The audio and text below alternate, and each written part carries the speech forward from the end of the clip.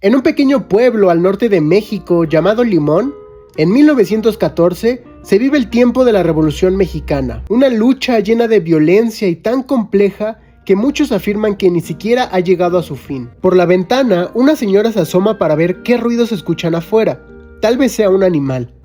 Demetrio, que está comiendo, advierte que serán los federales.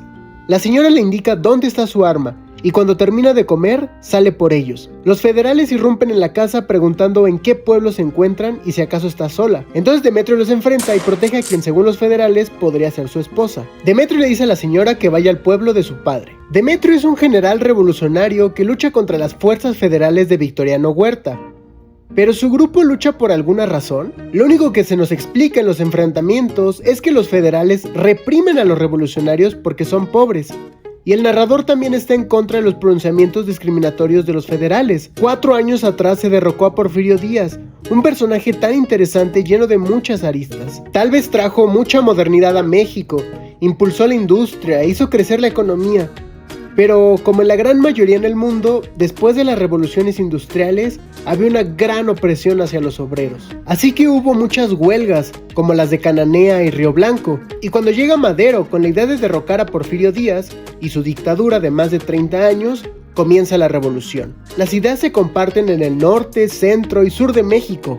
La abolición de la desigualdad. Pero ninguna idea va a ser lo suficientemente clara para permanecer en la lucha. Hay traiciones, muertes, venganzas. Al final, Victoriano Huerta asciende al poder después de 3 años de la muerte de Madero, y muchos revolucionarios continúan la lucha contra los federales, liderados por Huerta. Los revolucionarios son bravos, acaban con muchos federales.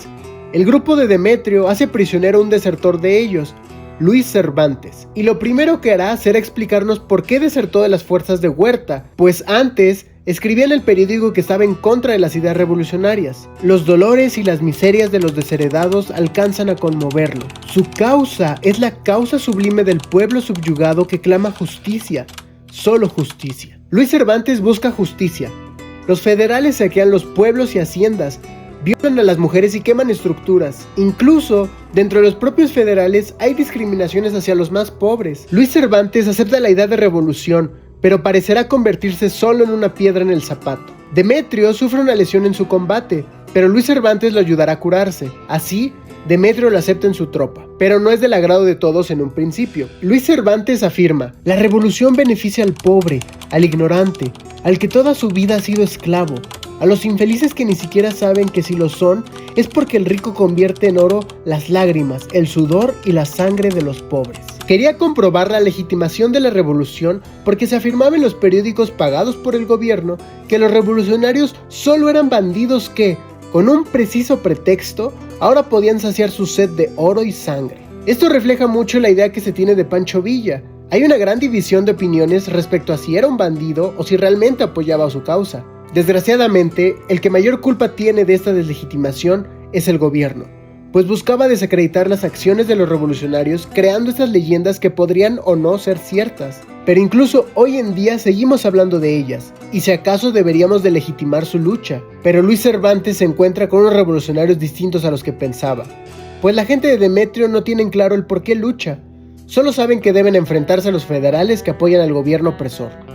Pero ellos luchan, no se detienen a pensar en sus ideales. La gente del pueblo está a favor de ellos, le dicen a la gente de Demetrio: espero de Dios y María Santísima que ustedes no han de dejar vivo a uno solo de estos federales del infierno. ¿Qué vemos aquí? Un pueblo harto de la injusticia, harto de que los federales, los que deberían garantizar la seguridad de los mexicanos, abusen de ellos. ¿Y acaso eso ya se acabó? ¿O seguimos viviendo lo mismo? Sin embargo, lo único que hay aquí es resentimiento. Es justificado, pero solo es reacción a la opresión de los que deberían impartir justicia. Y Luis Cervantes notará esto.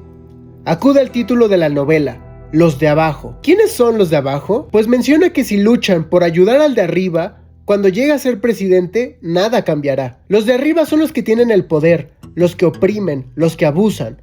Los de abajo son los que sufren todo eso. Y al seguir enriqueciendo a los de arriba, incluso podría llegar a empeorar todo. Y nosotros ya sabemos cómo terminó y sigue incluso la historia. Hay ideas en Luis Cervantes de familia y patria, y culmina convenciendo a Demetrio con un No peleamos por derrocar a un asesino miserable, sino contra la tiranía misma. Adula a los líderes con ideales claros: Villa, Nájera y Carranza. Al llegar a un campamento donde está el general Nájera, Demetrio será nombrado por el propio Nájera como un gran general. Pero ahí, Luis Cervantes conocerá a Alberto Solís, alguien desilusionado. Luis Cervantes le pregunta el por qué y Solís le dice: entusiasmo, esperanzas, ideales, alegrías, nada.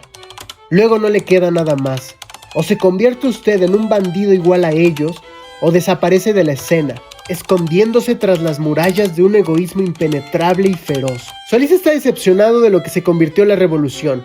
Afirma que cuando uno es nuevo y joven puede llegar lleno de ideales a las filas de los revolucionarios, pero poco a poco deja esa ilusión. Para Solís, la revolución es el huracán, y el hombre que se entrega a ella no es ya el hombre, es la miserable hoja seca arrebatada por el vendaval. Y esto me parece la clave en la novela, pues poco a poco la ilusión de Luis Cervantes irá decayéndose. Las actitudes casi perfectas de Demetrio irán encontrando su bache. Se reafirman los ideales de Villa: robar a los ricos para hacer ricos a los pobres.